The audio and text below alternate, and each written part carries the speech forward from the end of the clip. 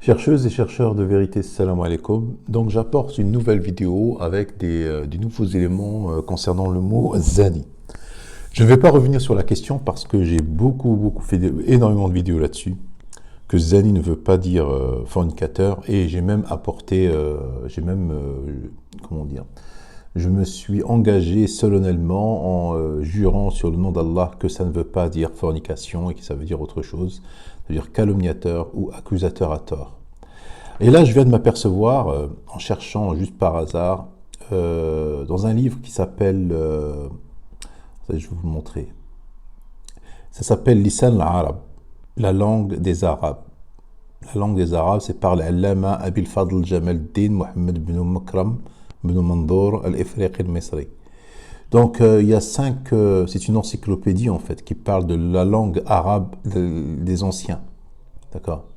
Des anciens, c'est pas la langue arabe parlée aujourd'hui moderne, hein, c'est la langue du Moyen-Âge, on va dire. Et là, le mot zina est mentionné et il a un autre sens que fornicateur. Ça ne veut rien dire. Il y a plusieurs sens, zina. Zanis, zen, ça veut dire beaucoup de choses, hein, mais sauf fornicateur. Je ne sais pas pourquoi dans le Coran ils ont donné le sens de fornicateur, c'est-à-dire zen, c'est celui qui fait l'acte sexuel en dehors du mariage. Je ne sais pas pourquoi. Mais d'ailleurs, dans le Coran, ce n'est pas. Il n'y a rien qui explique que zen veut dire ça. Et en plus, dans la langue arabe des anciens, zen veut dire autre chose. Donc vous allez voir, on y va. Qu'est-ce qu'il dit en langue arabe? C'est ici. Voilà. Donc,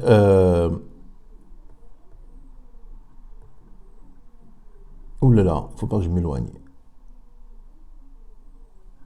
Attendez, je reviens.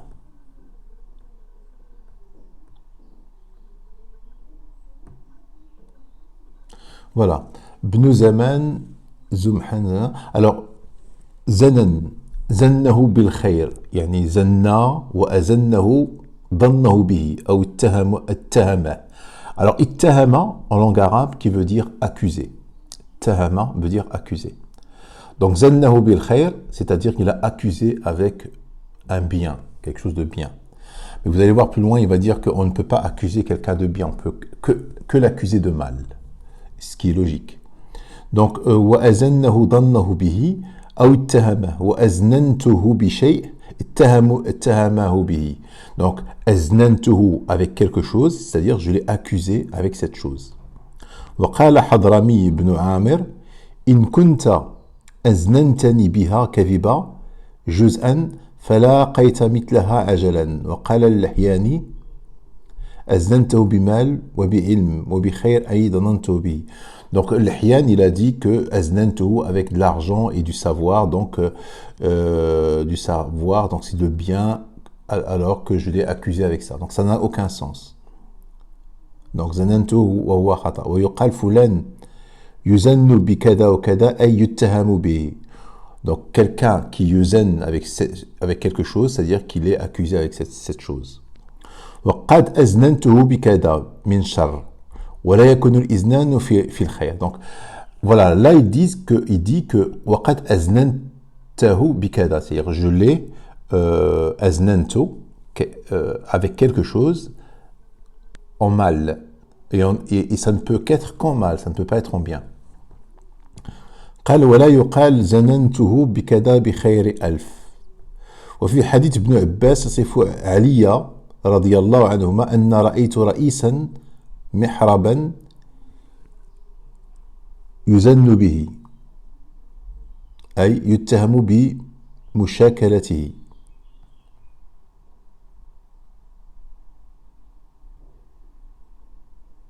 Donc il a eu Abbas qui parle de Ali et qu'il les a vus Ra'isan Mihraban. Ra'aytu Ra'isan Mihraban. C'est-à-dire je l'ai vu, je ne sais pas ce que ça veut dire Ra'isan Mihraban, je te dis la vérité. Donc Yuzannu bihi, ça veut dire qu'il a été accusé de créer des problèmes avec ça. يقال زنه بكذا وأزنه إذا اتهموا وظنه فيه.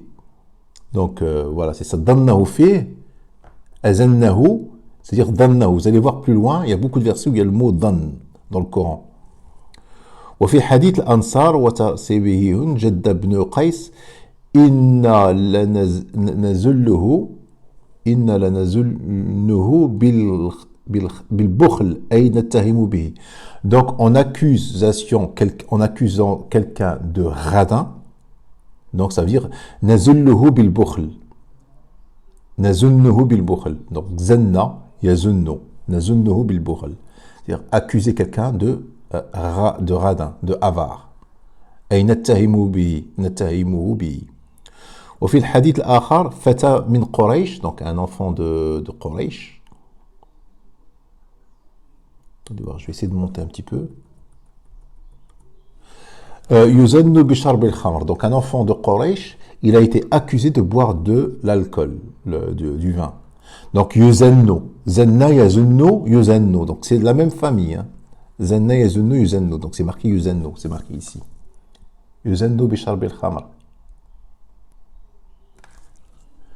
وفي شعر حسان في عائشة, donc Hassan c'était un poète d'après la tradition sunnite. Il y avait un poète à l'époque du prophète qui s'appelait Hassan qui a dit sur Aïcha. Donc moi je ne sais pas qui c'est cette Aïcha, je l'ignore, je ne sais même pas qu'elle existe. Moi en tant que Coranie, je la connais pas. Je l'ai vue nulle part dans le Coran. Je ne sais pas qui c'est cette femme. Donc il parle d'elle. Hassan Razan ما تزن بريبة ويقال ما زنن أي ضيق قليل. Donc là il y a une autre explication de zanna qui veut dire une eau qui est très peu. Ça veut dire ça, une eau zananun, une eau zananun, c'est-à-dire une eau très peu. Ou bien un endroit où on croit avoir de l'eau alors qu'il n'y a pas d'eau. C'est ça, de l'eau zananun. Oui, la langue arabe elle est très bizarre. تمسغات بماء لا رشاء له من ماء لين لا ملح ولا زنن ويقال الماء الزنن الضنون الذي لا يدرى أفيه ماء أم لا. Donc c'est l'endroit où tu crois qu'il y a de l'eau alors qu'il n'y en a pas. Donc on dit l'eau zanan. D'accord, ça veut dire ça. نبهة ميمونا لها فأنا وقام يشكو غضبا الزنا. Donc ça c'est le shi'r. Donc هذا البيت مستشهدا به على زن الرجل استرخت مفاصله. Donc il y a une autre explication aussi de zanna qui veut dire استرخت مفاصله ديال الرجل, c'est-à-dire que il y a son corps qui a commencé à se relâcher en fait. Donc nous ce qui nous intéresse c'est que zanna الرجل بشيء, c'est-à-dire qu'il a accusé de cette chose. Donc on va aller dans les sourates concernées où il y a dan. Il y a beaucoup de versets où il y a dan. Dan qui veut dire qui peut avoir deux significations, tout dépend dans quelle phrase elle est située.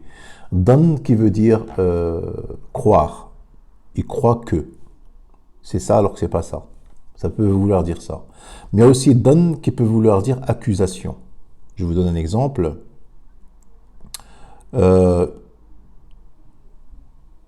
يظنون بالله غير الحق ظن الجاهلية, c'est-à-dire ils accusent Allah غير الحق, sans raison, les accusations de pré-islamique en fait. Par exemple là dans Surat Al-A'raf, inna lanaraka fi safaha wa inna ladhunnuka min al-kadhibin. Nous te voyons dans un égarement et nous t'accusons parmi les menteurs. C'est-à-dire, c'est pas nous croyons que tu fais parmi les... Ils l'accusent, ils vont pas croire qu'il fait partie des... Sinon, ils ne prendraient pas une position, ces gens-là. Ils ont pris une position, c'est-à-dire ils ont rejeté le prophète. En le rejetant, ils vont pas douter sur sa prophétie. S'ils l'ont rejeté, c'est qu'ils l'accusent qu'il fait partie des menteurs. Donc, c'est-à-dire nous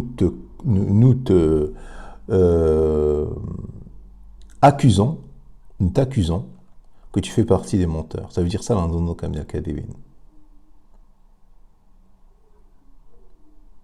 donc on va aller dans les sourates qui nous concernent.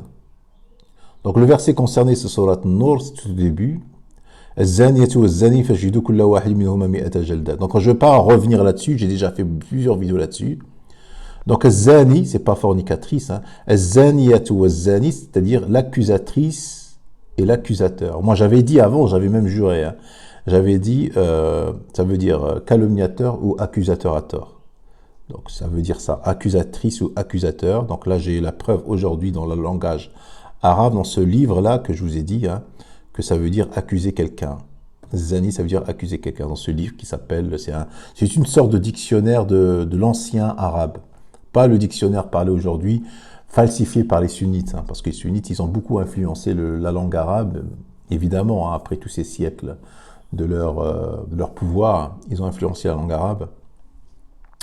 Donc voilà. Donc là, la sourate Zaniyatu wa Zani, ça veut dire accusatrice et accusateur. Ça veut dire ça. Ça veut rien dire, ça veut pas dire fornicatrice. Ça n'a aucun rapport avec le sexe.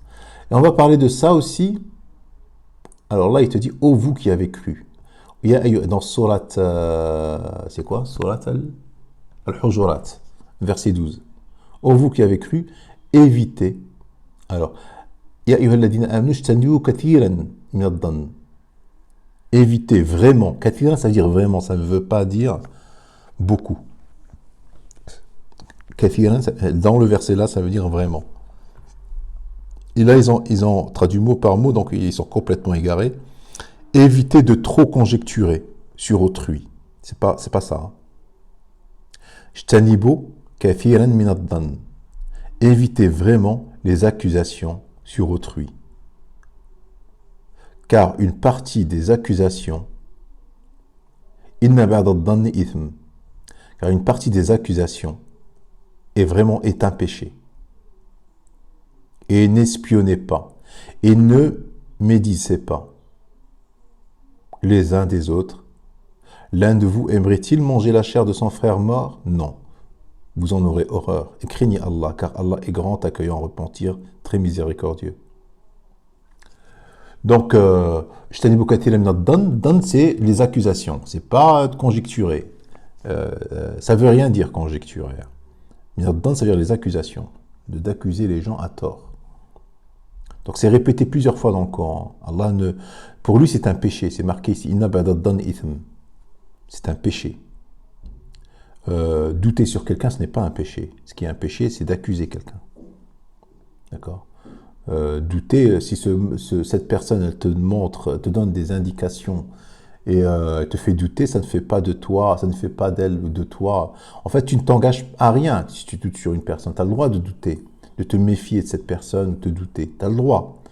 Mais accuser, c'est ça qui est un péché, c'est pas douter. Donc, dan, ça va dans le sens zina. C'est là où tout le Coran prend toute sa... Tu vois que les versets vont tous ensemble.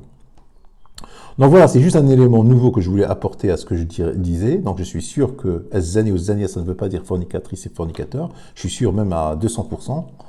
Et que ça veut dire accusateur ou accusatrice. Tu accuses quelqu'un de mal, quoi, d'une mauvaise chose. Voilà, donc après c'est à vous de lire la sourate et de comprendre d'accuser de quoi. Ça, moi je ne vais pas faire tout le travail à votre place, hein. Alors je vous dis salam alaikum. Donc cette vidéo, je vais aujourd'hui j'en ai fait 2, donc je ne vais pas la poster aujourd'hui, je la posterai demain matin. C'est-à-dire mardi matin. Salam alaikum.